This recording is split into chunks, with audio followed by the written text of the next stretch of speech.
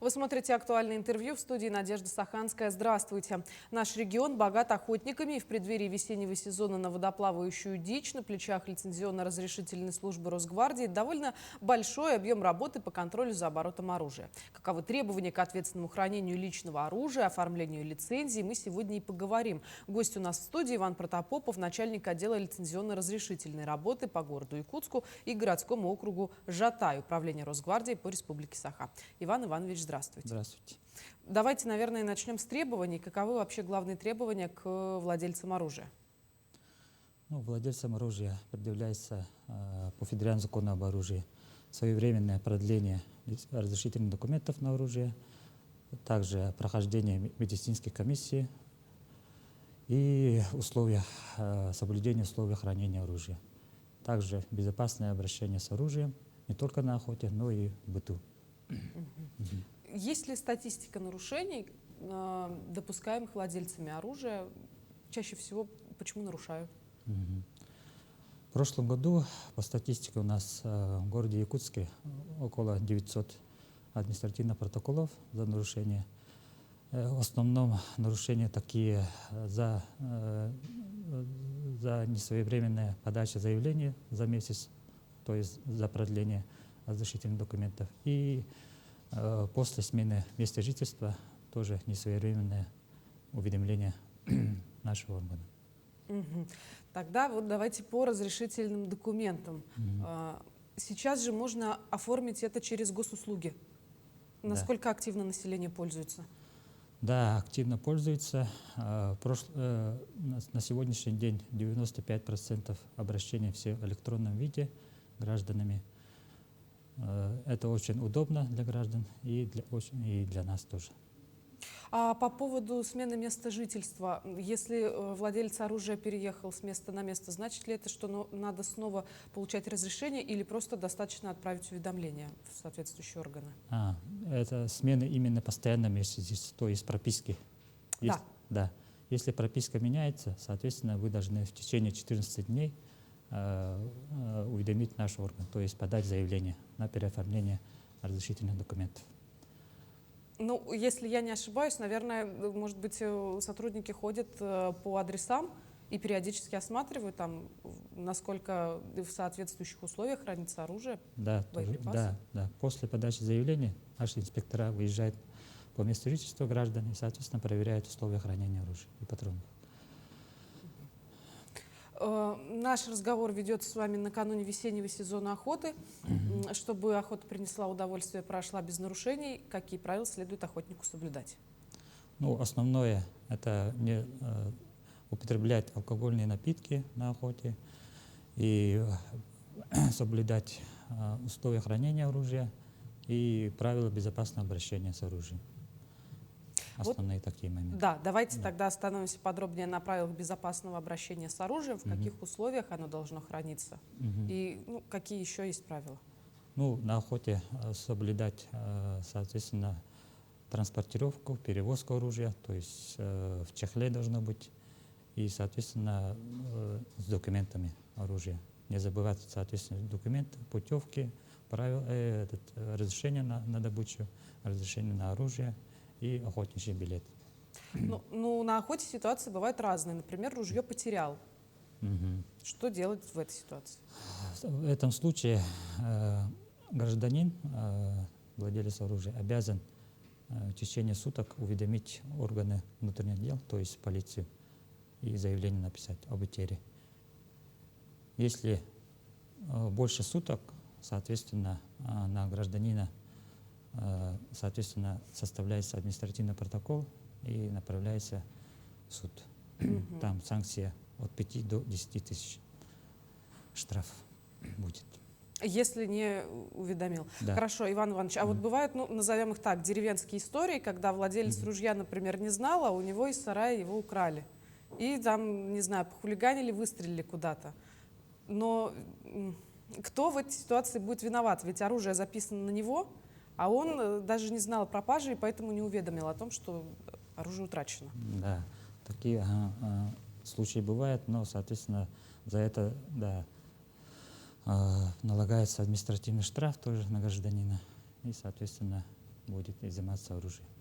На гражданина имеете в виду на владельца? На владельца оружия. Ага. То есть он не обеспечит условия сохранности оружия. А что, как тогда, может быть, хранить в сейфе? Хранить в сейфе по месту жительства должно, а не в сарае. Мгм. Именно дома. Ну вот поэтому, да, и называются деревенские истории. Да. Для того, чтобы не допустить нарушений, наверняка у вас в ведомстве ведется еще и какая-то профилактическая работа. Расскажите о ней. Профилактическая работа проводится с органом внутренних дел, то есть с полицией.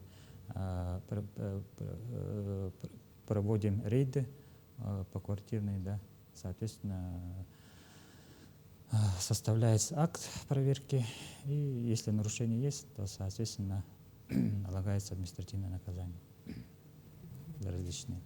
То есть, например, ключи от сейфа должно быть у хозяина, а не у супруги, у детей и тому прочее. Ну вот не работает тут такое, что, например, супруга может выступить доверенным лицом? Нет, никак. Только владелец оружия должен. Ну вот мы с вами говорим, и вы все время отмечаете, что идет штраф, либо административное нарушение, а уголовная ответственность есть какая-то? Есть, конечно, да. Если он, соответственно, халатное отношение будет, соответственно, с этим оружием кто-нибудь, да, соответственно, выстрелит, и что-нибудь, какое-нибудь тяжкое преступление будет, соответственно, отвечать будет владелец оружия. Тогда перейдем еще вот к такому этапу, если человек вообще принял решение, что у него появится оружие, какие этапы надо пройти? Знаю, что медкомиссию, например, надо. Да, медкомиссия обязательно, соответственно, охотничий билет, если он будет на охоте. И так, обучение проходит в учебном центре в городе Якутске. И, соответственно, условия сохранности оружия должен обеспечить, то есть сейф по месту жительства. И подать заявление через портал госуслуг по месту прописки. Ну, с госуслугами хорошо, что есть у нас такой сервис, но, тем не менее, как происходит процедура выдачи разрешительных документов? Сколько времени она занимает?